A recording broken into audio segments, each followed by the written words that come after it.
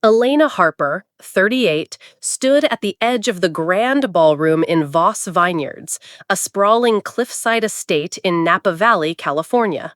The room pulsed with opulence, chandeliers dripping with Swarovski crystal, tables draped in ivory silk embroidered with gold thread, and the air thick with the scent of aged oak barrels and blooming lavender from the estate's manicured gardens.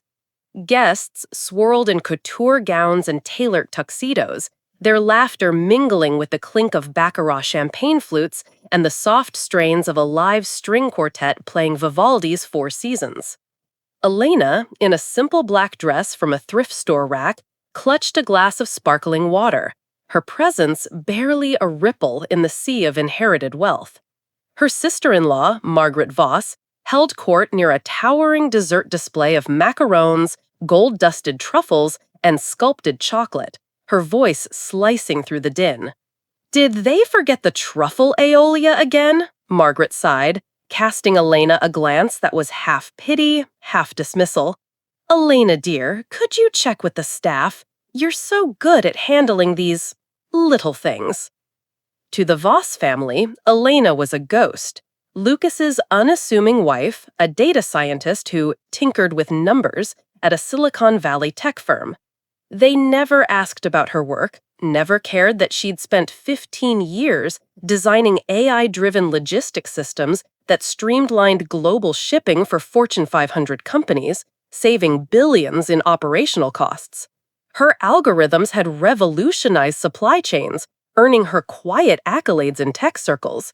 Yet to the Vosses, she was Lucas's wife from somewhere modest, a footnote in their annual gala, a lavish display of old money arrogance held every summer at this vineyard. Elena forced a tight smile, nodded, and slipped toward the kitchen, not out of obedience, but because she was playing a long game, one the Vosses couldn't even fathom. For 12 years, Elena had endured their subtle cruelties. The Vosses were a dynasty built on real estate and wine, their wealth inherited from a 19th century land baron who'd snatched up half of Napa Valley. Their egos were boundless, their entitlements suffocating.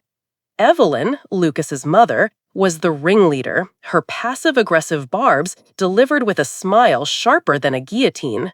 "Such a practical dress, Elena," she'd say, eyeing Elena's clearance finds while draped in Chanel, her pearls gleaming like tiny moons. "You must share your little shopping secrets." Lucas's cousin, Theo, was cruder, once smirking over his bourbon. Community college, wasn't it? Quite the leap to land Lucas. Even Lucas's sister, Clara, joined in, her compliments dripping with condescension.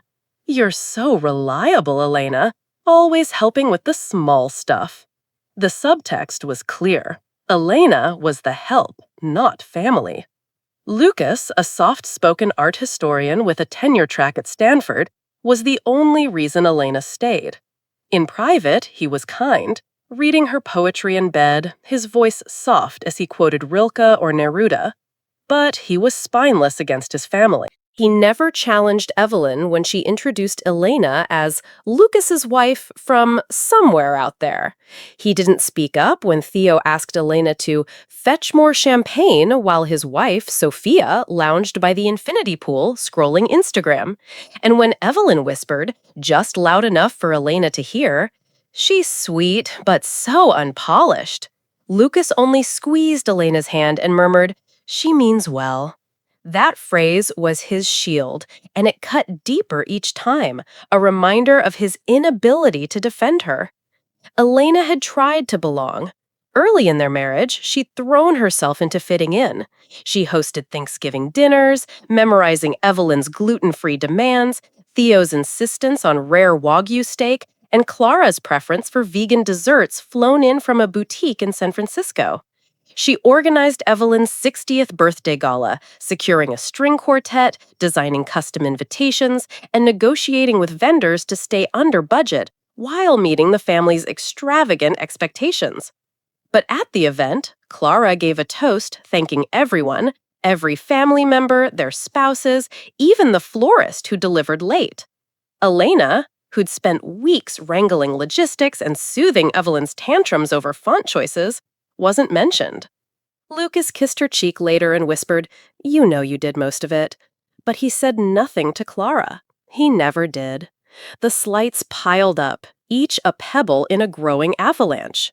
3 years into their marriage, Sophia pulled Elena aside after a gala and said, "You're tougher than most.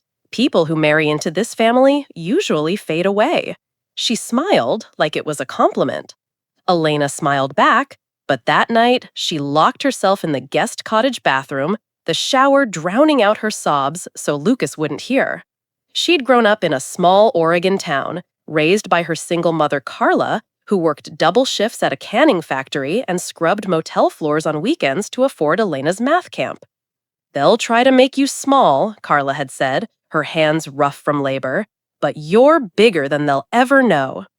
Elena had clawed her way through community college, then UC Berkeley, paying off student loans with late-night coding gigs. She wasn't fading anywhere. But there was a deeper wound, one even Carla didn't know. At 19, Elena had been engaged to a grad student who'd promised her the world, only to leave her when she couldn't afford to move with him to Boston. "You're not cut out for my life," he'd said, his words echoing in her mind for years. That betrayal fueled her drive, but it also made her wary of trust. When she met Lucas, his quiet kindness seemed safe. But his silence in the face of his family's cruelty reopened that old scar. Worse, early in their marriage, Elena discovered Lucas's secret. During his PhD program, before they met, he'd had an affair with a colleague. He confessed one drunken night, swearing it was over, but the betrayal lingered, a quiet wound Elena buried to keep their marriage intact. It was another reason she'd stopped seeking his validation. She'd learned he wasn't the man she'd idealized. Instead, she pivoted. If the Vosses wouldn't see her, she'd build something they couldn't ignore. 8 years ago, Elena began investing in distressed properties, boutique hotels, then vineyards, all through anonymous funds she structured herself. She worked 16-hour days, skipped vacations, drove a 10-year-old Honda while the Vosses flaunted their Teslas and Napa Valley cottages. They thought she was scraping by. She was building an empire. Her first big win was a failing hotel in Monterey, which she turned around in 18 months, selling it for a 200% profit. She reinvested every cent, quietly amassing a portfolio of 8 properties by her 35th birthday. Last spring, when Voss Vineyards faced bankruptcy after years of mismanagement, Elena saw her chance. The estate was the Vosses' crown jewel, a place they bragged about as their legacy. Using her shell company, Vintner's Veil, she drained her savings to buy it outright. It was a gamble, her entire liquidity gone, but it wasn't just business, it was personal. The seeds of her plan were sown a year ago at the previous gala. Elena had been clearing plates because, of course, Theo had asked her to help out when she overheard Evelyn on a phone call through the guest cottage's thin walls. "She's harmless, but she'll never be one of us," Evelyn said. "You can tell by how she holds a fork." Earlier, Theo had laughed at Elena's cute little tech job, and even Lucas had chuckled, though he'd squeezed her hand afterward, whispering, "They're just teasing." That night, Elena didn't cry. She opened her laptop and emailed a former colleague in real estate acquisitions.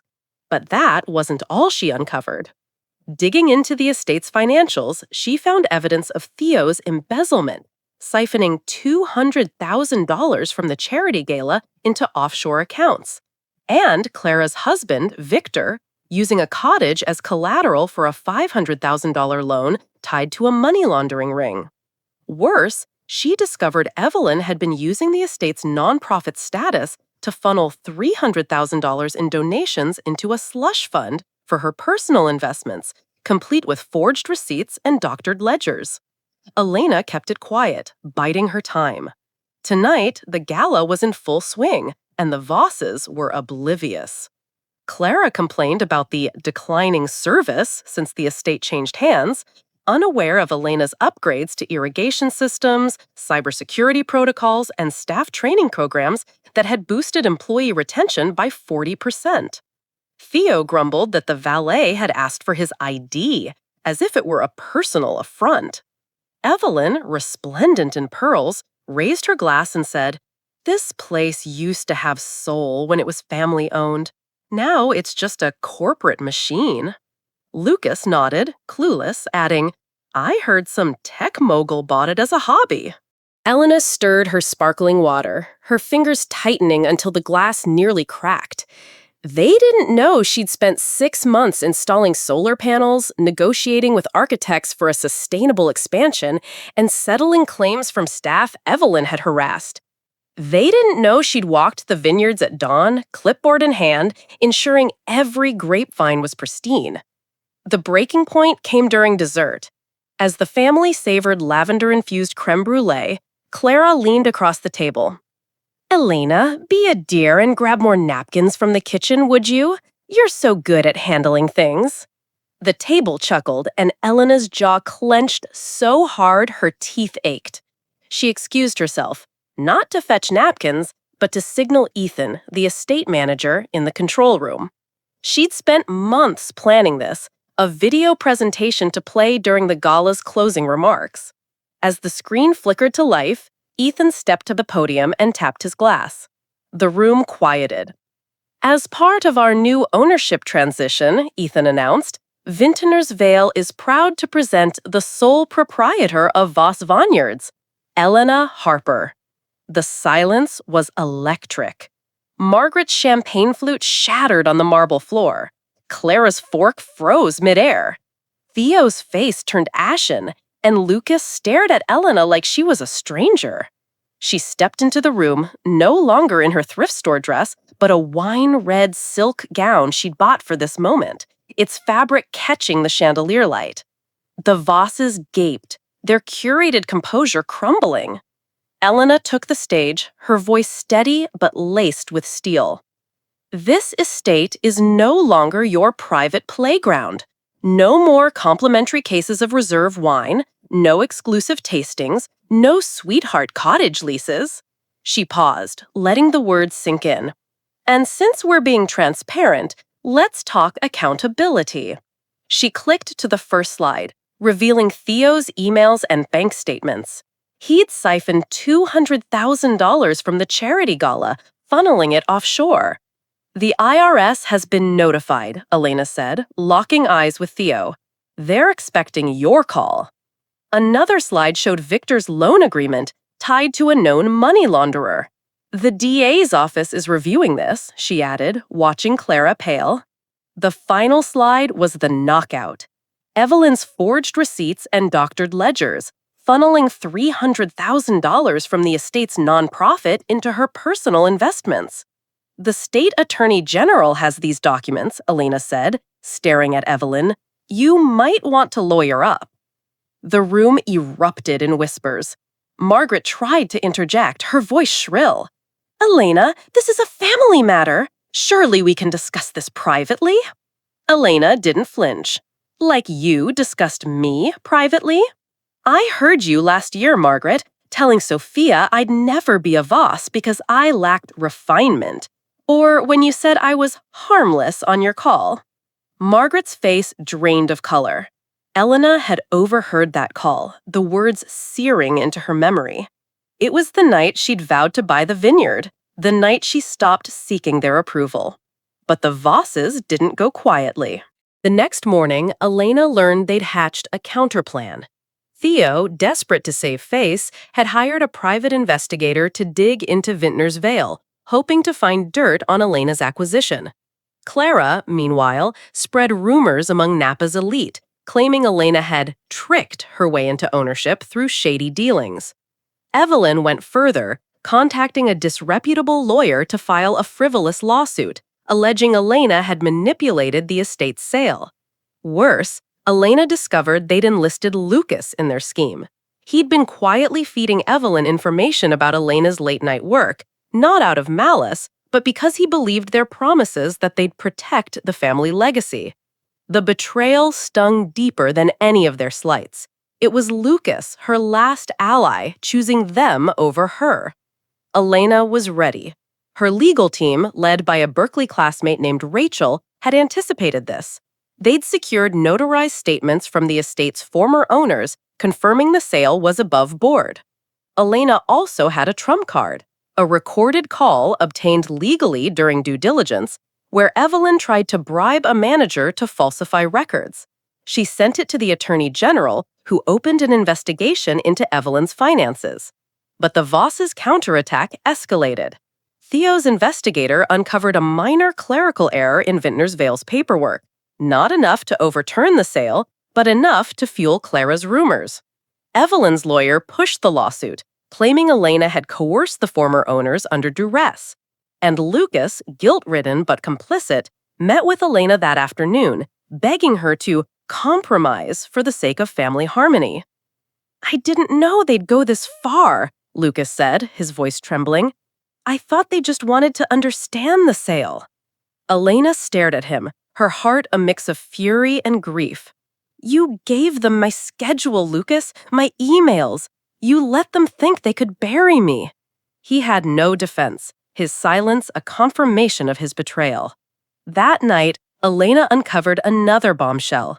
Lucas had been in contact with his old affair partner, not romantically, but seeking advice on how to manage Elena's takeover. The emails were platonic but cutting, describing Elena as obsessed with proving herself. It was the final straw. She'd been betrayed not just by the Vosses, but by the man she'd loved.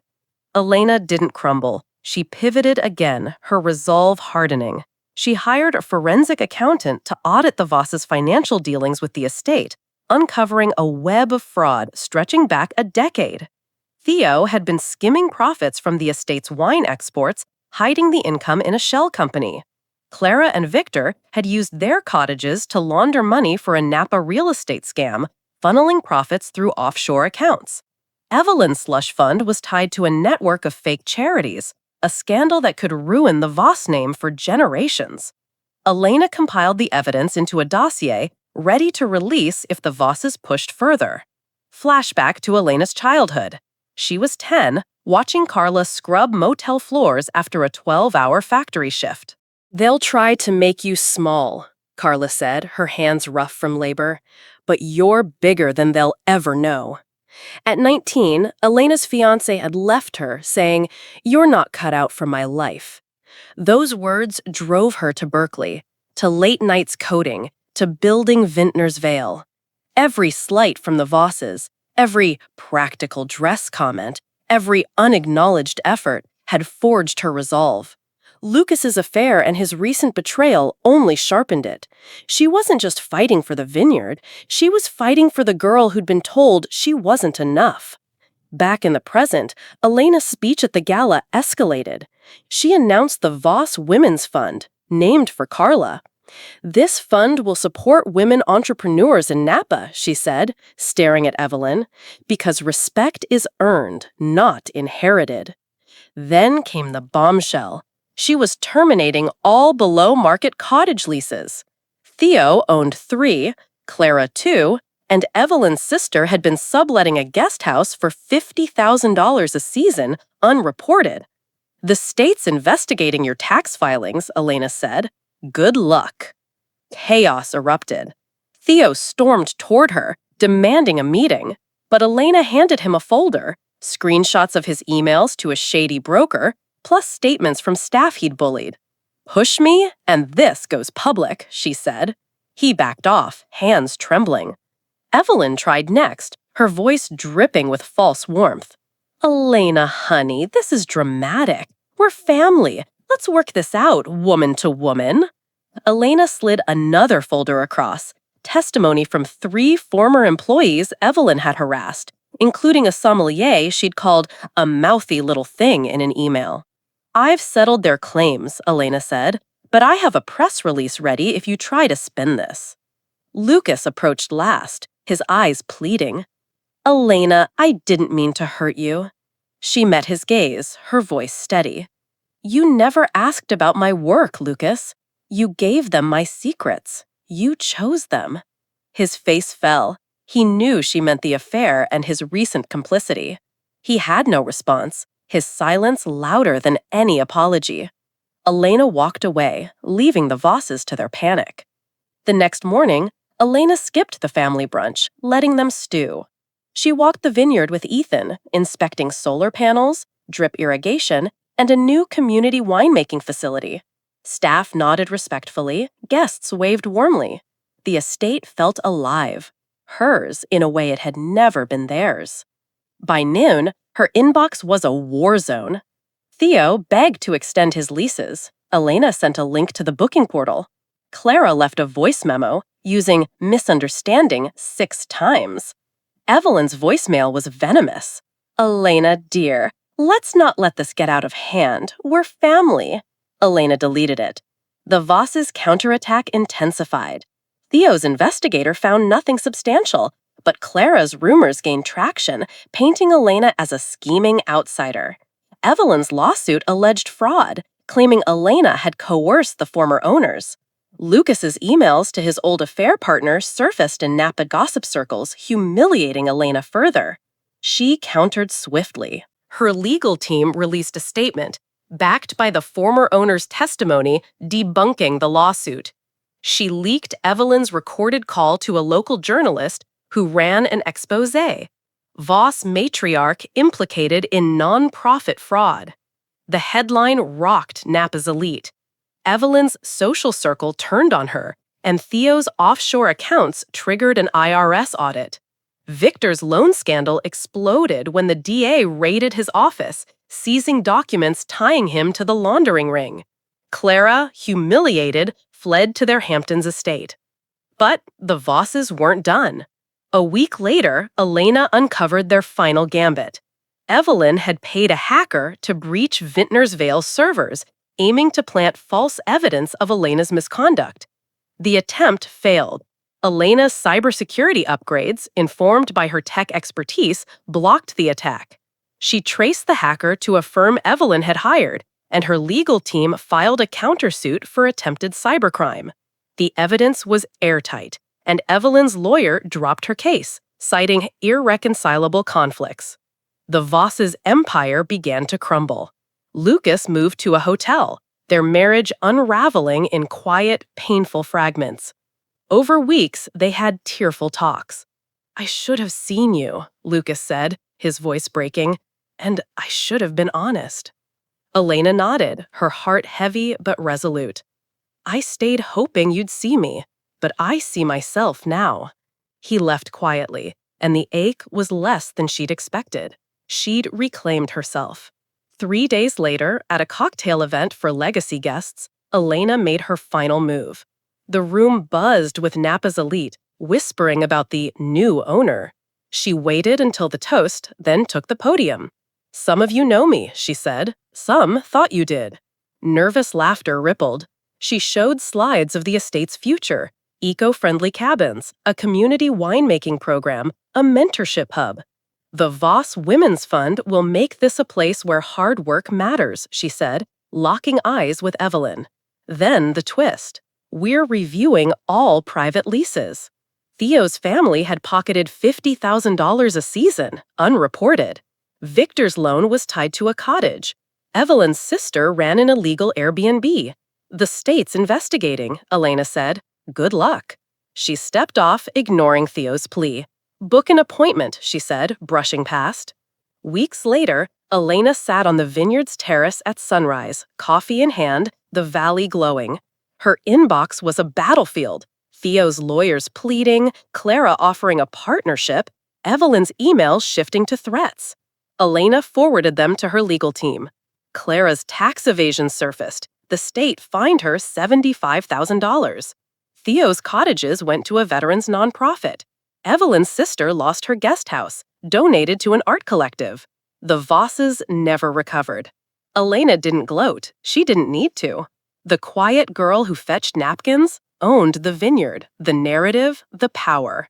It was precise, earned, unshakable. As she sipped her coffee, watching the sun climb, Elena felt peace.